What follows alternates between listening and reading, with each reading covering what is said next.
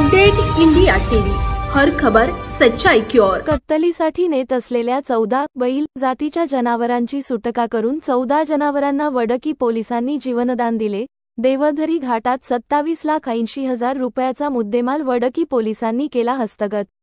दिनांक 24 जुलै 31 रात्री 11 वाजताचे दरम्यान राष्ट्रीय महामार्ग क्रमांक 44 वर देवधरी घाटात नाकाबंदी करीत असताना नागपूरकडून हैदराबादकडे येत असलेल्या कंटेनरची तपासणी केली असता कंटेनर क्रमांक MH40Y8905 मध्ये पांढऱ्या व तांबूस रंगाचे 14 नगर बैल प्रत्येकी 20,000 प्रमाणे किंमत 2,80,000 रुपये तसेच कंटेनर अंदाजे किंमत 25 लाख असा एकूण 27,80,000 रुपयाचा मुद्देमाल हस्तगत करण्यात आला आहे।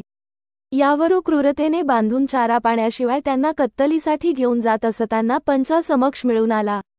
सदर आरोपीचे कृत्य हे महाराष्ट्र प्राणी संरक्षण कायदा 1976 सुधारणा 2015 चे कलम 5(अ) चे उल्लंघन 9 प्रमाणे तसेच प्रण्यास क्रूरतेने वागविण्यास प्रतिबंध अधिनियम कलम 11(1) घ ड च ज सह मोटर वाहन कायदा कलम 184/177 प्रमाणे होत असल्याने सदर आरोपी नामे 1 मनीष ब्रिजमोहन नागपाल वय 38 वर्षे व्यवसाय चालक राहणार तक्षशिला नगर कडू लेआउट नागपूर 2 इस्राईल कुरेशी अब्दुल शेख रहीम वय 35 वर्षे राहणार नागपूर या आरोपी विरुद्ध गुन्हा दाखल करण्यात आला आहे। सदरची कारवाई सुखदेव बोरखडे सहाय्यक पोलीस निरीक्षक पोलीस स्टेशन वडकी सुनील केळकर पोका सचिन नेवारे पोका किरण दासरवार पोका यांनी केली।